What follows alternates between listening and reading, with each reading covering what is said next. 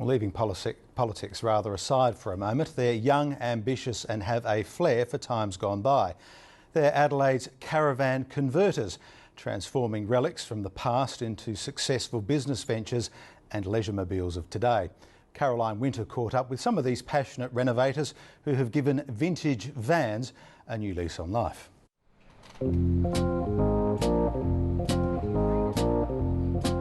It's a busy Friday evening in the heart of Adelaide's East End, where stall holders have come to sell their wares.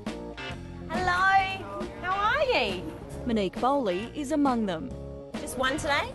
I just thought I'll stick to what I know, and I'm a lemonade maker from way back, so it just seemed like the perfect thing to just sell lemonade out of my little van. The little van that could, as it's been named, has been given a fresh start. It was once a circus van selling donuts and fairy floss before being consigned to the scrap heap. I think it was built in the 1950s, most people seem to think, and it's definitely a homemade job. It's sort of like a bit wonky here and there. One side doesn't quite match the other side. You can sort of see the welding marks. It's fantastic. Monique spent 4 months bringing the van back to life. And when she's not selling her homemade lemonade at market days, she hires it out for weddings, parties, almost anything. I am so proud. It's so silly, but sometimes people come up to the van and they'll say, "Whose van is this?" And I'll be like, "That's my van." It's so exciting. And a lot of the time people will say, "I can't believe you did this." And I'll say, "I can't believe I did it either." The 29-year-old is part of a growing trend.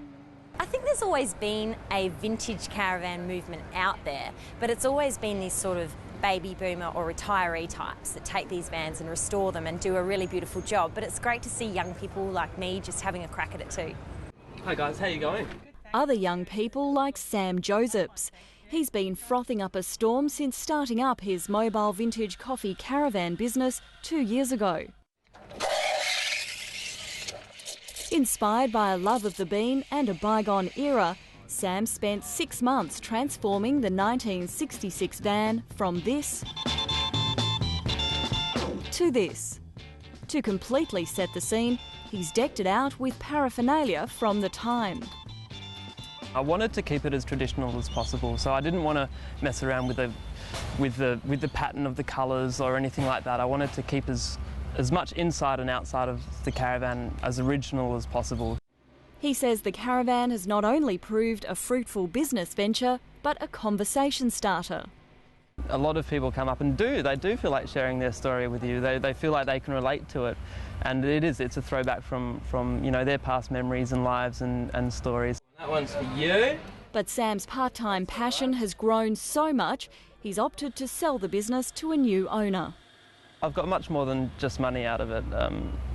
Purpose, I think, you know, like a direction, somewhere to go, you know, an identity as well. You know, you walk around the city sometimes and people will come up to you and say, "Hey, you're that coffee guy." Returning these once loved vans to their former glory days has become a labour of love for thousands across the nation. It's part of a revival of the boom years post-World War II, when caravanning came to represent the great Australian holiday.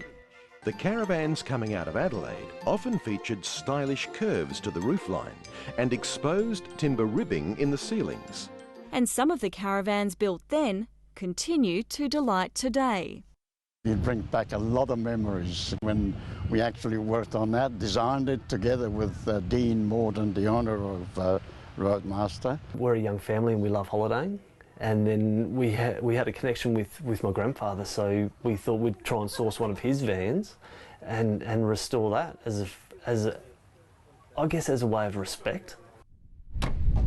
Kim Jepp and his family recently restored this 1963 caravan nearly 50 years after Jan Coppola, a former employee at Roadmaster, helped to build it. I did wonder what would happen to them. I never expected to see one like this in this shape. Kim Jepp says it was going to be a simple renovation, just a patch-up job. It grew and grew, and before you know it, we've got a new aluminium roof and back and front, and windows back and front as well. Everything is as you see it, as it was. Yeah, as far as hinging, the fridge is the original fridge. This is the original Laminex. With a new lease on life, the newest addition to the family is helping to make new memories in a new age. Do you ever think about perhaps where this van's been, what it's done in its life? Oh, absolutely. Absolutely. We've lied in here a few times and wondered whether the wolves could talk. Trevor Gill has recently authored a book on the history of caravanning and camping in South Australia. He says the Jeps are part of a growing breed. Just in the last decade there's been a real groundswell of interest in discovering and restoring these old vans, and I think a lot of it's driven by the fact that people are trying to relive their childhood memories and perhaps to give their own children the same experiences that they had. Vintage vanners from across Australia with pre-1970s caravans will meet in Adelaide in February for a national vintage caravan parade where they can share their passion for a time gone by. Nice to see old things being given a new lease on life. Caroline Winter with that story.